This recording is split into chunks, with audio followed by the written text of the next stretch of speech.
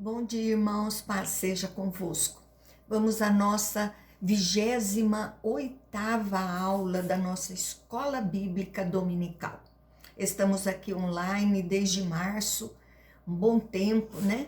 Mas espero que você esteja aprendendo a palavra de Deus, esteja sendo abençoado por todo este estudo que nós temos preparado para vocês. A aula passada, nós falamos sobre o grande julgamento, falamos dos discípulos querendo saber de Jesus quando essas coisas, né? A vinda do Senhor, a segunda vinda, seria ali o acontecimento. Então, nós vimos Jesus falando com eles e Jesus começa a falar sobre a parábola das 10 virgens. E nós falamos alguns versículos a semana passada, dizendo que o noivo, né, seria identificado como Jesus, 5 virgens que eram prudente, cuidadosa, 5 virgens que eram descuidadas, né, que eram as imprudentes. Então Jesus começa a explicar. E nós sabemos então que no casamento judeu existiam 3 estágios. Primeiro era o compromisso, né, entre os pais do noivo e da noiva. O segundo seria o noivado e o terceiro seria o casamento. O noivo, acompanhado de seus amigos, ia buscar a noiva na casa do seu pai, né? E o cortejo, então, ia até a casa do pai dela. Ela estava na casa do pai dele. Então, agora, no Evangelho de Mateus, capítulo 25, verso 5, a palavra de Deus diz: E tardando o noivo, foram tomadas de sono e adormeceram. Então, o noivo, nessa preparação do casamento, ele demora mais do que o comum. E as virgens são todas tomadas de sono. O que vai demonstrar a preparação para a chegada do noivo não é o estar dormindo ou não, mas o que fizeram antes. Porque quando o noivo vai chegar, não vai dar tempo de fazer mais nada. Então, sair e seguir o noivo em direção ao casamento é isso que vai fazer a diferença no decorrer da história. Então, você percebe que existe uma comparação com a nossa vida, com os dias que nós estamos passando. Nós temos que estar preparadas para a vinda do Senhor, a vinda do nosso noivo. Ele vai vir buscar a igreja, que é a sua noiva. Então, nós precisamos estar preparadas. No verso 6 e 7 diz: Mas, à meia-noite, ouviu-se um grito: Eis o noivo! Saía ao seu encontro. Então, se levantaram todas aquelas virgens e prepararam as suas lâmpadas. Então, as 10 estavam dormindo, as 10 vão se levantar. E quando Jesus coloca que chega meia-noite, é um horário improvável, né? Para se começar uma festa. Quando ele diz esse horário, ele está falando de que a vinda do noivo será no momento onde as pessoas acham ainda que ele não virá. Mais ou menos parecido com os dias de hoje, né? Nós ligamos esta parábola às outras como a da figueira, do servo bom e mau, que demonstram a mesma coisa, não saber a data exata em que o noivo volta. Então, o que se sabe é que o noivo vem, mas não se sabe quando. Então, nós devemos estar vigilantes. O noivo chegou e tem que sair ao seu encontro, né? Elas vão pegar as lâmpadas para seguir o cortejo do casamento.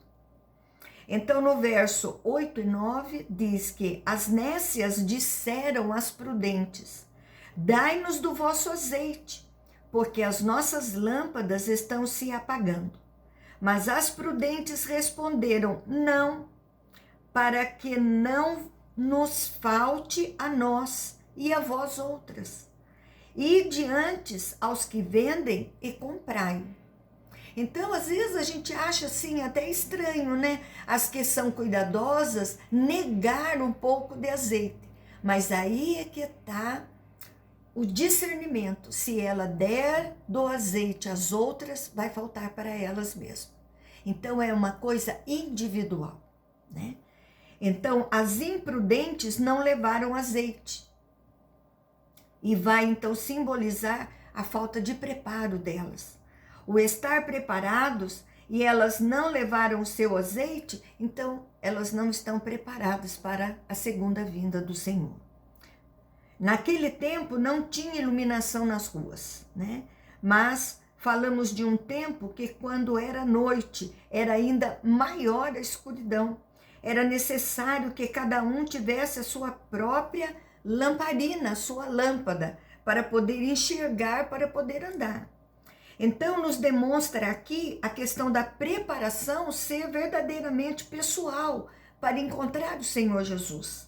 Duas formas de encontrar o Senhor Jesus nós temos. Primeiro, pela morte, e segundo, quando Jesus retornar, né, pela segunda vez. Então, não pode ser cedida de uma pessoa para outra. A minha salvação não depende da sua, depende de mim mesmo. Assim como você não vai ser salvo, porque eu sou salva.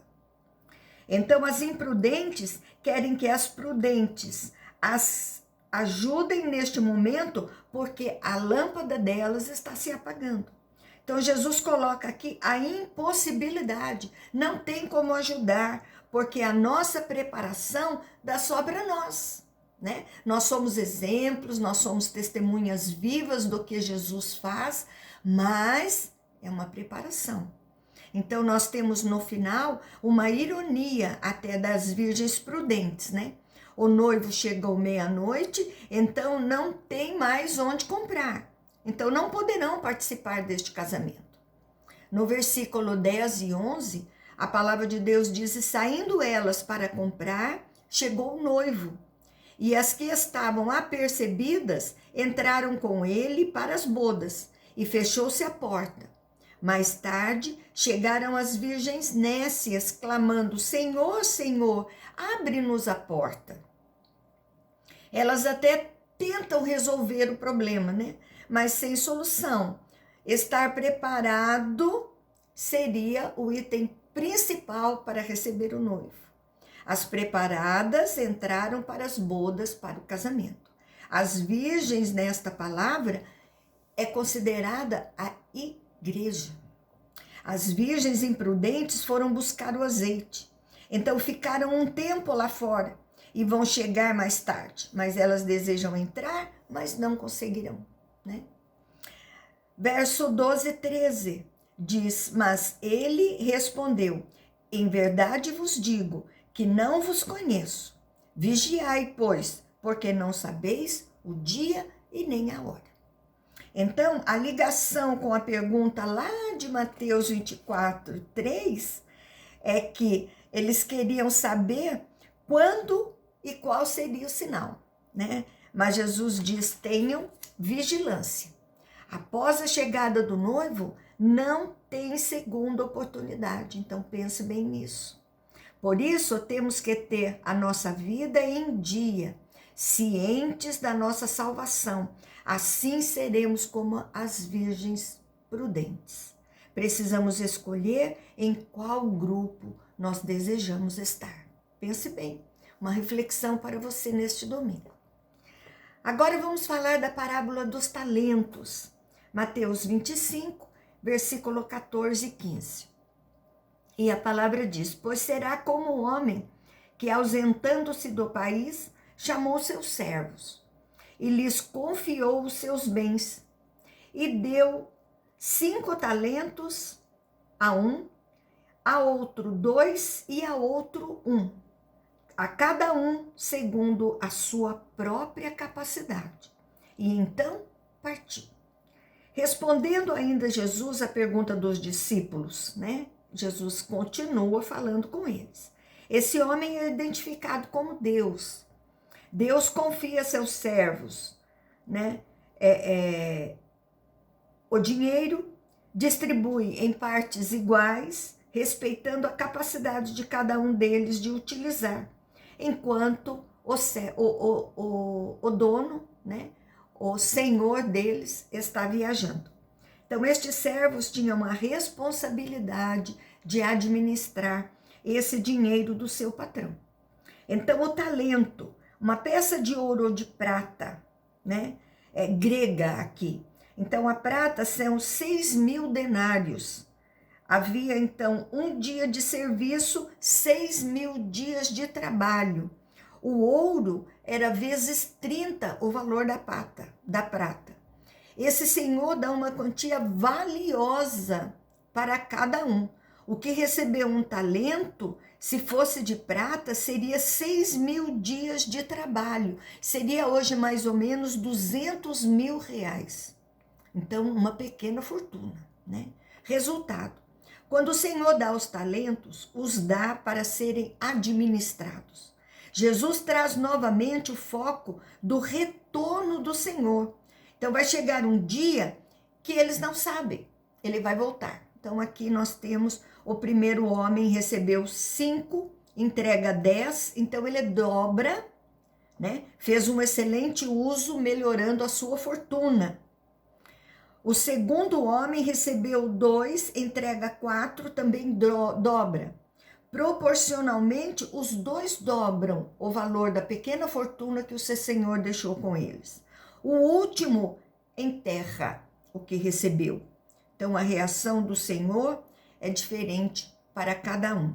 No verso 19 e 20, depois de muito tempo, voltou o Senhor daqueles servos e ajustou contas com eles.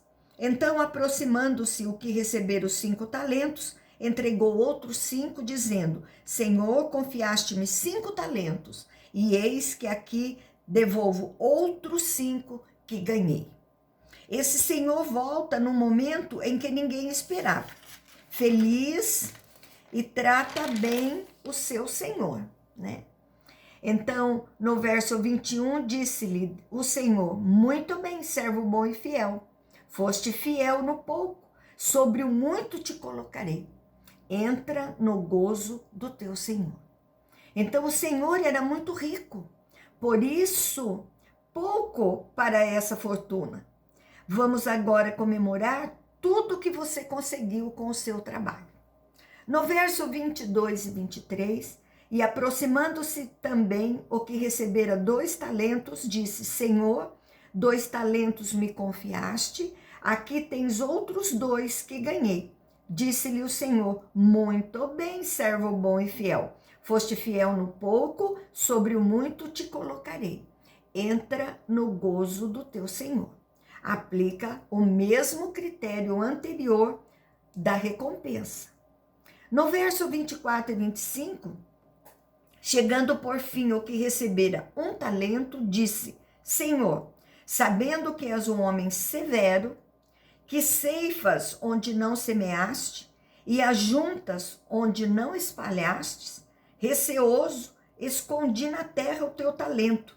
Aqui tem o que é teu. Então ele chama Senhor, mas também de severo. Ele usa severo como justificativa, né, para ele mesmo.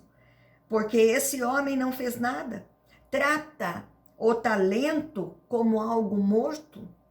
Se esse senhor era severo, ele então deveria ter trabalhado mais, se esforçado mais, né? O dobro para entregar um bom resultado. Então, nos leva a crer que estava dando desculpas ao Senhor.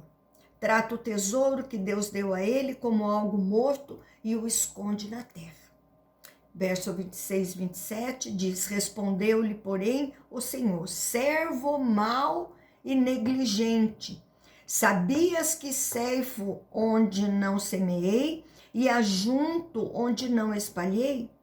Cumprira, portanto, que entregasses o meu dinheiro aos banqueiros, e eu, ao voltar, receberia com juros o que é meu. Então o Senhor diz a este servo que ele não fez nem o mínimo, não quis fazer o mais fácil trabalho, que era levar ao banco para receber juros do próprio dinheiro. Isso nos mostra que o Senhor não pode ser enganado pelos argumentos humanos, né? Pelas nossas desculpas. então teremos penalidades. Verso 28 a 30, tirai-lhe, pois, o talento e dai-o ao que tem 10, porque a todo que se tem se lhe dará, e terá em abundância, mas ao que não tem, até o que tem lhe será tirado. E o servo inútil, lançai-o para fora nas trevas, ali haverá choro e ranger de dentes. Então, ele não é mais digno de portar a quantia, então ele é tirada, já que ele não administrou corretamente. O que tem é o que faz a vontade do dono. Esse recebe muito mais, né? Aquele que tem os 10 talentos. O que não tem, não é o que não tem o talento, é o que não tem vontade, disposição, será tirado dele. Aqui Jesus está julgando que vai acontecer no final o sofrimento eterno, o inferno. A diferença está em como administramos a nossa vida. Haverá um acerto de contas, não se esqueça disso. Tem gente que não acredita nisso. Jesus continua trabalhando o tema do grande julgamento, detalhando o acerto de contas. Então haverá um grande julgamento. Então, versículo 31 e 32 diz que quando vier o Filho do Homem, na sua majestade, e todos os anjos com ele, então se assentará no trono da sua glória, e todas as nações serão reunidas em sua presença, e ele separará uns dos outros, como o pastor separa dos cabritos as ovelhas. Então, Jesus sai das parábolas para uma realidade. Jesus mostra que na outra vinda, na segunda vinda, vem com sua majestade, diferente da primeira, que foi como um servo sofredor. E na segunda ele virá em majestade, finalizar os planos de Deus para este mundo. Então o trono é como governante de todas as coisas. Aqui é o momento de separação para ver o julgamento. Então ele usa duas figuras, as ovelhas, os servos de Jesus, e os cabritos, aqueles que não creram, que rejeitaram a Jesus. Verso 34, então dirá o rei aos que estiverem à sua direita, vinde benditos de meu Pai, entrai na posse do reino que vos está preparado desde a fundação do mundo. Então Jesus se coloca como rei na sua divindade, na separação à direita das ovelhas, porque a posição especial é a posição de honra. Jesus demonstra que os planos de Deus não foram frustrados desde a queda, desde o pecado. Então, se estamos falando de um julgamento, temos duas possibilidades: a absolvição e a condenação. Aqui Jesus está absolvendo essas pessoas dos seus pecados, os que estiverem à sua direita. No verso 35, 36, diz: porque tive fome e me destes de comer, tive sede e me destes de beber, era forasteiro e me hospedaste, preso e fostes ver-me. Então Jesus explica aqui por que essas pessoas foram absolvidas. Então Jesus faz uma lista de ações em atitudes de amor, né? E atitudes positivas. Verso 37 a 39, então perguntarão os justos: Senhor, quando foi que te vimos com fome e te demos de comer? Ou com sede e te demos de beber? E quando te vimos forasteiros e te hospedamos? Ou nu e te vestimos? E quando te vimos enfermo ou preso e te fomos visitar? Justos foram os que são absolvidos no julgamento. No verso 40, o rei respondendo lhes dirá: em verdade vos afirmo que, sempre que o fizeste a um desses pequeninos irmãos, a mim fizeste. Então Jesus não está ensinando a salvação pelas obras, não se esqueça disso. O que Jesus está demonstrando com essas obras é que elas são decorrentes da salvação. Nós temos falado sempre, uma pessoa salva que aceitou a Jesus, um cristão de verdade, as obras é obrigação de cada um de nós, né? Então, uma pessoa salva que entregou a sua vida a Jesus, ela vai usar esses talentos que o Senhor deu, né, em obras. Ele multiplica o que o Senhor deu a elas, né? Essas pessoas fizeram o uso correto de seus talentos, atitudes de amor ao próximo. Jesus amou tanto você, você tem que amar o seu próximo. No verso 41 e 42 diz que então o rei dirá também aos que estiverem à sua esquerda: apartai-vos de mim, malditos para o fogo eterno, preparado para o diabo e seus anjos, porque tive fome e não me destes de comer, tive sede e não me destes de beber. Então Jesus usa aqui a figura do fogo como punição. Existe uma punição e não serão todos salvos no final. Jesus diz que vai punir os que não cumpriram as suas boas obras. Então demonstra aqui que essas pessoas não eram salvas, né? E isso demonstravam nas suas atitudes. Pessoas não salvas podem ter atitudes boas, mas geralmente quem não crê em Deus não tem uma vida santa. Então, no verso 46, ele diz: e irão estes para o castigo eterno, porém os justos para a vida eterna. Castigo eterno é a punição para sempre. Jesus não está brincando quando fala de castigo e de vida eterna. Aqui Jesus finaliza as respostas para os discípulos que estavam querendo saber quando e como, né? Então agora eles entendem que eles têm que ser vigilantes, dia e hora ninguém sabe, existem sinais que acontecerão e haverá um julgamento. Então não se esqueça disso, meu irmão, minha irmã. Agora ele vai falar sobre os últimos dias da vida de Jesus, vai falar da sua morte. Então, o plano para matar Jesus. No capítulo 26 agora, versículo 1 e 2, a palavra de Deus diz: tendo Jesus acabado todos estes ensinamentos, né, explicando para os discípulos, disse aos seus discípulos: sabeis que daqui a 2 dias celebrar-se-á a Páscoa, e o Filho do Homem será entregue para ser crucificado. Então Jesus fala em particular com seus discípulos. Jesus já falou a eles sobre a sua morte várias vezes, mas agora ele está falando de uma forma clara e que já está para acontecer. Então nós estamos próximo à Páscoa. Ali em Êxodo 12, a Páscoa era seguida pela festa dos pães asmos. Eram 7 dias de festas, 14 dias de Abibe até 21 de Abibe no calendário judaico. Então relembra a saída do povo de Israel do Egito, né? Então nós estamos no dia 12 de Abibe. No verso 3 a 5, a palavra de Deus diz: então os principais sacerdotes, os anciãos do povo, se reuniram no palácio do sumo sacerdote, chamado Caifás, e deliberam prender Jesus, a traição e matá-lo. Mas diziam: não durante a festa, para que não haja tumulto entre o povo. Lideranças religiosas, o sumo sacerdócio, que vinha de Arão. Então esperava-se que ele fosse um homem de Deus, seria mediador entre o homem e Deus. Toda a liderança se reuniu agora e queriam prender Jesus. As tentativas anteriores deram errado. Então tentam agora a traição.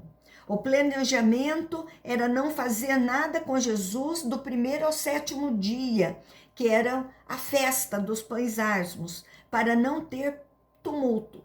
Mas não ocorre assim. No meio da festa, a morte de Jesus é facilitada por um dos seus discípulos. Então agora nós vamos parar por aqui. Próxima aula nós falaremos de Jesus sendo ungido em Betânia. Amém? Espero que você tenha aprendido hoje muitas coisas, né?